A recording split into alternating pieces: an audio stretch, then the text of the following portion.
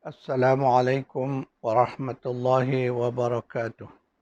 A'udzu billahi minasyaitonir rajim. Alhamdulillahi rabbil alamin wassalatu wassalamu ala asyrafil anbiya'i wal mursalin wa ala alihi wa sahbihi ajma'in. Allahumma anfa'na bima 'allamtana wa 'allimna ma yanfa'una wa zidna 'ilma.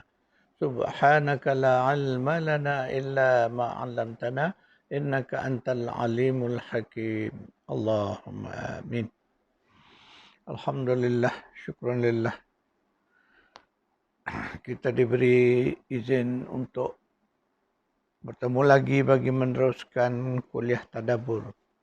Iaitulah tadabbur surah Al-Mulk, surah 67 berdasarkan kepada buku Kerajaan Allah. Tuan-tuan perempuan yang memiliki buku, bolehlah buka halaman 201. InsyaAllah kuliah kita akan mentadabur surah Al-Mulk ayat 20. A'udzu billahi minasyaitonir rajim. أمن هذا الذي هو جند لكم ينصركم من دون الرحمن إن الكافرون إلا في غرور. Bahkan siapa dia yang menjadi tentera bagi kamu? Ia akan menolong kamu selain dari Allah yang Maha Pemurah. Sebenarnya orang-orang yang kafir tidak lain hanyalah berada dalam keadaan terpedaya. Itulah ayat 20 daripada surah Al-Mulk. Allah menempelak manusia yang kufur kepadanya dengan soalan yang sederhana. Apakah kamu memiliki tentera-tentera yang boleh menolong kamu? Siapakah yang mempunyai kuasa untuk menolong manusia? Persoalan-persoalan ini bertujuan supaya manusia berfikir apakah mereka mempunyai kuasa atau boleh bergantung kepada kuasa-kuasa selain daripada Allah untuk mendapatkan pertolongan. Inilah prinsip dasar dalam hidup kita ini. Kita orang-orang yang beriman, kita yakin sungguh akan kekuasaan Allah. Kita yakin akan pertolongan Allah.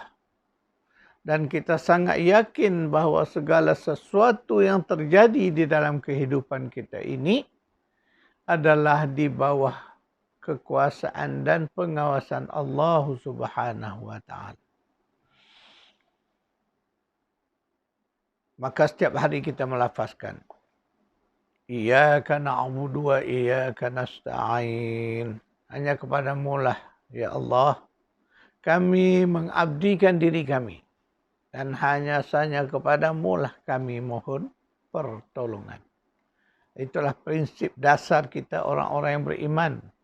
Bahawa kita bergantung kepada Allah dalam apa-apa hal jua pun. Seluruh kehidupan kita, walaupun yang kita rancang, yang kita lakukan dengan segala kebolehan, dengan fikiran kita, dengan idea kita, dengan tenaga kita, dengan ilmu kita, dengan kemahiran kita dan sebagainya, apapun, semuanya bergantung kepada kehendak Allah Subhanahu wa taala. Semuanya bergantung kepada pengawasan Allah Subhanahu wa taala. Jadi itulah kita orang-orang yang beriman bersandar diri sebagaimana yang kita lafaz dalam ayat 5 surah Al-Fatihah yang kita baca tadi. Bahawa hanya kepada Allah lah kita mengabdikan seluruh hidup kita ini dan hanya sahaja kepada Allah jualah tempat kita memohon pertolongan.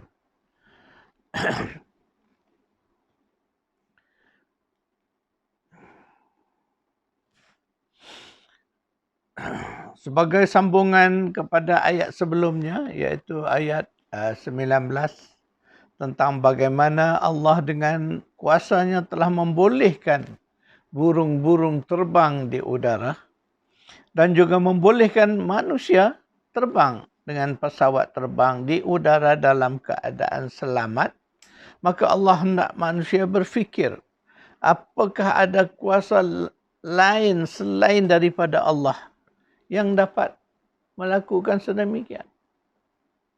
Ketika mana kita terbang di angkasa melalui kemudahan yang Allah izinkan kepada kita. Hari ini kita menggunakan pesawat terbang.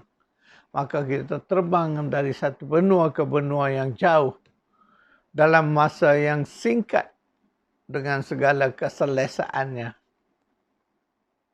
Dan kita selamat di dalam perjalanan. Itulah takdir Allah. Maknanya keselamatan kita adalah di bawah jagaan, di bawah pengawasan Allah Subhanahu wa taala. Maka tidak ada kuasa lain selain Allah yang menjaga kita, yang menyelamatkan kita. Sebab itu dalam keadaan-keadaan lain kita melihat pelbagai kejadian berlaku. Kapal terbang terhempas, kapal terbang ditembak di udara. Dan negara kita telah pun mengalami dua peristiwa beberapa tahun lalu di mana dua buah kapal terbang kita, yang satu hilang, tidak dapat dikesan, yang satu lagi ditembak semasa di udara. Dan di dalam kedua-dua peristiwa itu, semua penumpangnya mati. Yang pasti kapal terbang yang ditembak itu mati. Tapi yang satu lagi hilang sehingga sekarang pun masih tidak dapat dikesan. Masih di dalam keadaan misteri. Itulah kita nak melihat di mana ketika mana takdir mengatakan bahawa perjalanan kita walaupun selama ini berpuluh beratus penerbangan selamat, tetapi ada kejadian-kejadian pesawat akan jatuh. Ya. Dalam berbagai bentuk kemalangan. Ada yang terbakar, berbagai insiden yang terjadi. Demikian juga dengan kapal yang berlayar di lautan. Kapal Titanic dengan begitu hebat di zamannya tenggelam. Itulah kita nak melihat bagaimana kita nak memahami ayat yang kita sedang tadabbur ini. Iaitulah ayat 20 daripada surah Al-Mulk.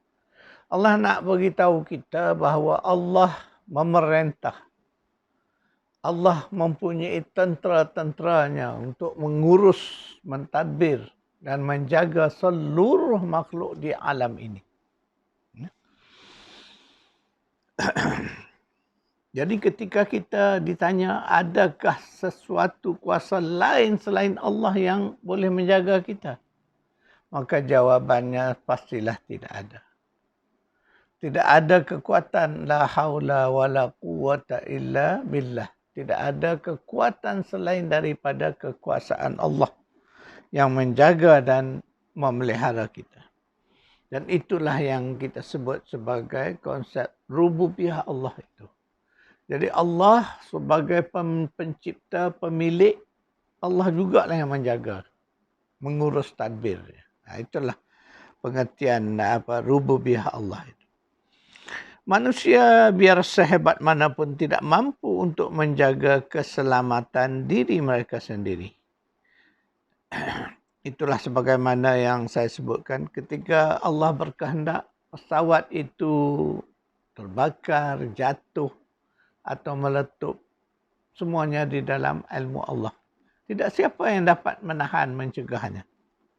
Malah dengan kehilangan pesawat, salah satu pesawat kita beberapa tahun dulu, kehilangan itu sehingga sekarang masih lagi tidak dapat dirungkaikan. Apakah misteri di sebaliknya?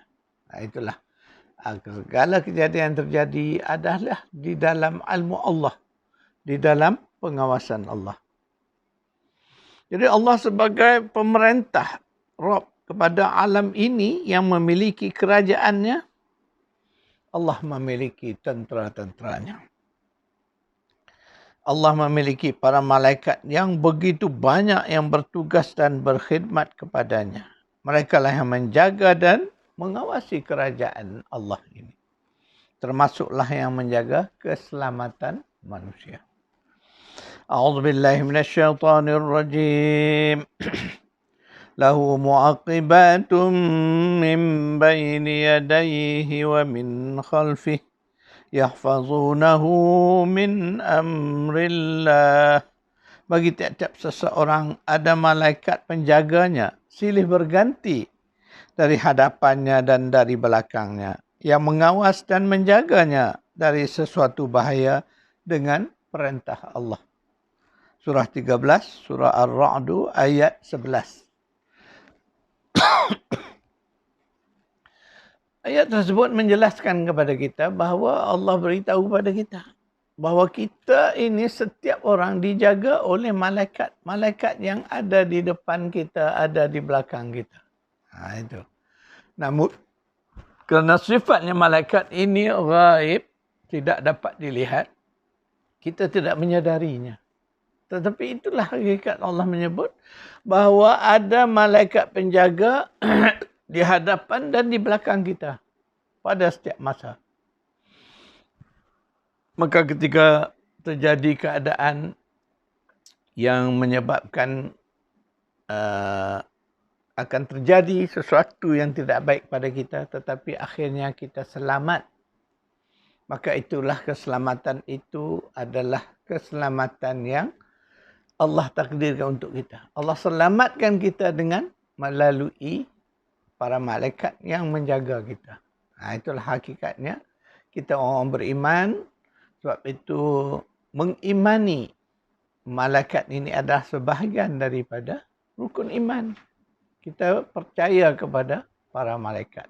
Jadi malaikat ini tidak kelihatan, tetapi jumlahnya sangat banyak. Sangat ramai, melebihi jumlah manusia dan jumlah jin. Ya. Dikatakan jumlah jin itu jauh lebih besar daripada manusia. Namun jumlah para malaikat jauh lebih besar daripada jumlah jin. Jadi nak dibandingkan dengan rasio manusia ini, tentulah jumlah malaikat itu sangatlah ramai. Jadi melalui para malaikat inilah Allah menjaga alam ini, termasuklah manusia. Itulah bagaimana kita nak memahami. Sekarang kita telah memasuki ayat-ayat yang nak menjelaskan tentang bagaimana Allah memerintah kerajaannya. Ya. Jadi melalui para malaikat ini, ya, sebahagiannya Allah ceritakan kepada kita dalam bentuk tugas-tugasnya. Ya. Malaikat adalah makhluk Allah yang mulia yang kita tahu. Ia dicipta daripada cahaya, daripada nur. Jadi mereka ini telah sedia wujud sebelum manusia pertama Nabi Adam AS diciptakan. Mereka adalah makhluk yang sangat taat dan patuh kepada perintah Allah.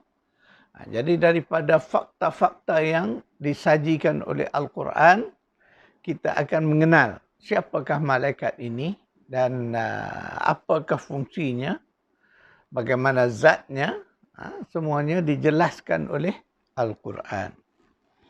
A'udzu billahi minasyaitonir rajim. Wa in 'alaikum lahafizin kiraman katibin ya'lamuna ma taf'alun. Padahal sesungguhnya ada malaikat-malaikat yang menjaga dan mengawas segala tingkah laku kamu. Mereka adalah makhluk yang mulia di sisi Allah. Lagi ditugaskan menulis, mencatat amal-amalan kamu. Mereka mengetahui apa yang kamu lakukan. Surah 82 ayat 10 hingga 12. Jadi ini adalah disebut sebagai malaikat pengawas, penjaga, di mana setiap diri kita, manusia dan juga jin ini, ada malaikat yang menjaga, dan secara khusus Allah menyebut bahawa ada dua malaikat ini yang dijelaskan di dalam ayat lain. Ya. InsyaAllah kita akan baca bagaimana yang disebut dua malaikat pencatat ini. Ya. A'udzubillahi minasyaitonirrajim. إذ يتلقى المتلقيان عن اليمين وعن الشمال قعيد ما يلفظ من قول إلا لديه رقيب عتيد. Semasa dua malaikat yang mengawal dan menjaganya menerima dan menulis segala perkataan dan perbuatannya, yang satu duduk di sebelah kanannya dan yang satu lagi di sebelah kirinya. Tidak ada sebarang perkataan yang dilafazkan atau perbuatan yang dilakukan, melainkan ada di sisinya malaikat pengawas yang sentiasa sedia menerima dan menulisnya. Surah 50 ayat 17 hingga 18. Jadi ayat ini menjelaskan tentang dua malaikat yang disebut sebagai malaikat mulia yang tugasnya katibin. Mereka ini penulis, maknanya pencatat segala amal perbuatan manusia. Itu yang disebut kiraman katibin. Jadi orang kita ni sebahagian mengatakan nama malaikat itu kiraman katibin. Sebenarnya bukan nama, tetapi adalah sifat. Nak menggambarkan tugas, fungsi malaikat itu ialah pencatat. Tugas dia sebagai pencatat. Dan satu lagi disebut sebagai raqibun atidun. Dan ia juga bukanlah nama kepada malaikat. Dua malaikat ini, tetapi nak menceritakan sifat dua malaikat ini, ia sentiasa hadir. Dan dia sentiasa mengawasi kita. Itulah raqib wa atid tadi. Antara dua malaikat itu kita lebih mengenali malaikat Jibril kerana ia sering disebut namanya di dalam Al-Quran. Jadi para malaikat Allah ni ramai, banyak dan melaksanakan berbagai tugas perintah Allah. Tetapi yang paling popular yang kita kenali ialah Jibril. Kerana Jibril ini disebut namanya di dalam Al-Quran. Kerana Jibril ini mempunyai tugas yang sangat besar, iaitu untuk menurunkan wahyu daripada Allah kepada para rasul di bumi. Dan Jibril itu merupakan utusan Allah yang membawa wahyu dari langit ke bumi kepada utusan-utusan Allah, iaitu para rasul yang berada di bumi. Jibril ini ada kalanya ia disebut namanya, ada kala disebut sebagai Ruhul Qudus, dan kadang disebut sebagai Ruhul Amin. Jadi tugasnya ialah menurunkan wahyu kepada para rasul. A'udzubillahi minasyaitonirrajim. Tanazzalul malaikatu warruhu fiha biizni rabbihim min kulli amr. Pada malam itu, malam Qadar, turunlah para malaikat dan Jibril dengan izin Tuhan mereka kerana membawa segala perkara yang ditakdirkan berlaku pada tahun yang berikutnya. Surah Al-Qadar, surah 97 ayat 4. Jadi dalam ayat ini Allah menceritakan tentang malam Qadar. Jadi waktu malam Qadar itu Allah menyebut turunlah para malaikat, termasuklah roh. Ini disebut roh. Roh itu ialah gelaran kepada Jibril alaihissalam. Jadi roh, bukan roh manusia. Sebagaimana terjadi salah faham dalam kalangan kita, terutama masyarakat di Nusantara ini. Ada yang percaya bahawa roh turun waktu bulan Ramadan. Tidak. Yang turun itu adalah Jibril yang dikenali sebagai roh. Sebab itu kita kena faham Al-Quran dengan benar. Jadi dalam Quran roh disebut menggambarkan tiga objek. Yang pertama roh manusia. Juga disebut sebagai roh. Yang keduanya ialah panggilan kepada Jibril alaihissalam. Allah menyebut dia juga sebagai roh. Ada kala disebut tambahannya. secara idhafah disebut Ruhul Amin, Ruhul Qudus. Itu adalah nama gelaran kepada Jibril alaihissalam. Kemudian satu lagi ialah Al-Quran. Al-Quran juga ada kalanya disebut sebagai roh. Jadi kena ingat. Bila dikaji kalimah roh ini, kenapa ada 3 objek yang dikaitkan dengan roh ini? Ketiga-tiganya saling kait mengaitkan. Ya, yang pertama, roh itu roh manusia. Kemudian satu lagi Al-Quran dan satu lagi Jibril. Jadi Jibril ini roh yang menurunkan roh dari Allah kepada manusia. Itulah Al-Quran. Dan Al-Quran itu untuk manusia.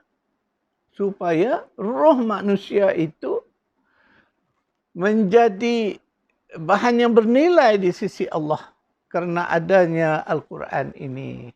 Begitulah hubung kaitnya. Sebab itu roh manusia yang tidak ada Al-Quran, ya, roh orang-orang kafir tidak ada nilai di sisi Allah. Sebab itu nanti di akhirat mereka itu akan dicampak ke dalam neraka Jahannam. Sekadar itu tuan-tuan, kuliah kita InsyaAllah saya akan catatkan ayat-ayat yang kita tadabburkan.